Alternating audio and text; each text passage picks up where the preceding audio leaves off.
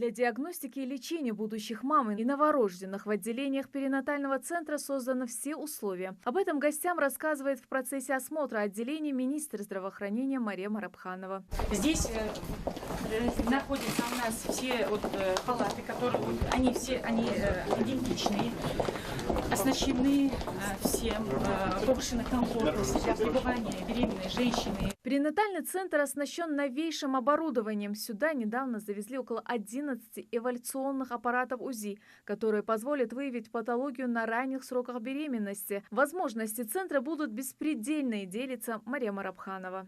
Сейчас мы пройдем. У вас родов?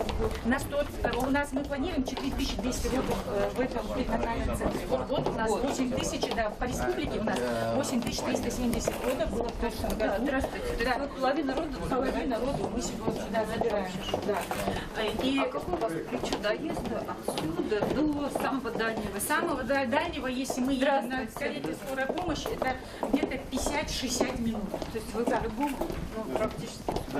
В центре предусмотрены гинекологическое, родильное, акушерские отделения. Операционный блок оснащен всем необходимым оборудованием. Все, что необходимо тоже для проведения в комплексе всего цикла, находится в операционном. Даже есть селсеви, которые очень хорошие. Да, конечно, есть подготовленные специалисты, но у нас и в республиканской больнице мы тоже очень хорошо. Ольга Юрьевна поинтересовалась у медсестры на регистратуре, где она училась и что оканчивала. Вы уже врач? Да. А что вы закончили? Я закончила Ростовский государственный медицинский университет и закончила здесь ординатуру. Да, при нашем факультете закончила ординатуру. Ну все, теперь в такой клинике работать, вырастите в замечательного доктора. И такая хорошая профессия. Конечно. Юнусбек Евкуров рассказал, что в перинатальный центр до 10 июня планирует уже перевести всех врачей и начать работу. До 10 июня Зеленый Кириллович приедет. До 10 июня мы полностью сюда заводим. Здесь уже не пустые, здесь же роженицы. Как нет? Уже полный процесс. Мы потихоньку начинаем. И мы работаем, а торжественное открытие мы уже смотрим в июле, как мы торжественно откроем. Хорошо, да.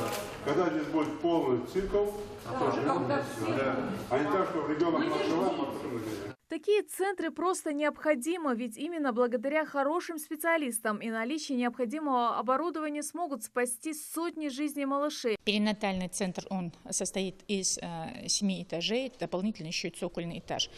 Более 1400 с чем-то единиц оборудования находится в этом перинатальном центре.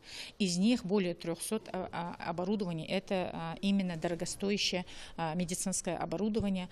И сегодня мы можем в этом перинатальном центре полностью весь комплекс, цикл, начиная наблюдение женщины до беременности, планирование ее беременности, наблюдение за ней в ходе беременности, принять у нее здесь роды, наблюдать ее в послеродовом периоде, оказывать всю, в том числе и высокотехнологичную медицинскую помощь и женщине, и ребенку в послеродовом периоде, а также наблюдать ребенка в отделении катамнеза первые 3 года жизни. А далее гостей встречают уже в республиканском реабилитационном центре для детей-инвалидов и детей с ограниченными возможностями здоровья. Уже дети потихоньку уже начинают выговаривать, то есть у нас работает логопеды. За год в центре проходит лечение свыше 700 детей. Курс терапии рассчитан на 3 недели. Нередко маленькие пациенты именно здесь делают свои первые шаги. Гости также не отказались от экскурсии по центру. В центре открыт класс развития детей, где обучают писать и читать. То есть, находясь на лечении в центре, ребята проводят время с пользой.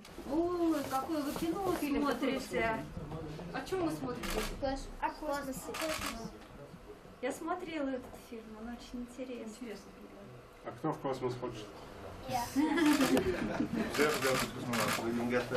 Здесь проходят реабилитацию дети с нарушениями опорно-двигательного аппарата, мышечной системы, послеожоговые больные и пациенты с ДЦП. В год они должны трижды пройти полный курс лечения, после чего, отмечают врачи, наблюдается динамика улучшения. Сейчас мы находимся в медико-социальной реабилитации, это, можно так сказать, сердце нашего центра. Тут кипит постоянно работа, тут у нас все активные нагрузочные процедуры проходят, начиная от физиопроцедур, заканчивая до бассейна.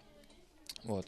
А также в нашем центре есть и психолого-педагогическое отделение, то есть в этом отделении у нас более так разгрузочные бывают процедуры. Это занятия психолога с педагогами, педагоги отдельно занимаются, и кружки разные у нас идут. То есть мы отвлекаем детей, соответственно, это тоже своего рода такое лечение.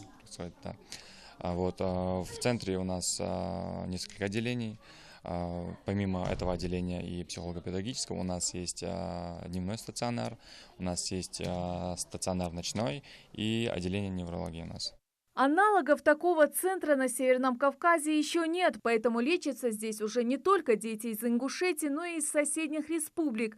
Ольга Юрьевна, заканчивая осмотр центра, отметила, таким пациентам важно уделять самое пристальное внимание и прикладывать все силы, чтобы наши дети были здоровы. Светлана Томова, Мейрбек Миржоев. Новости 24.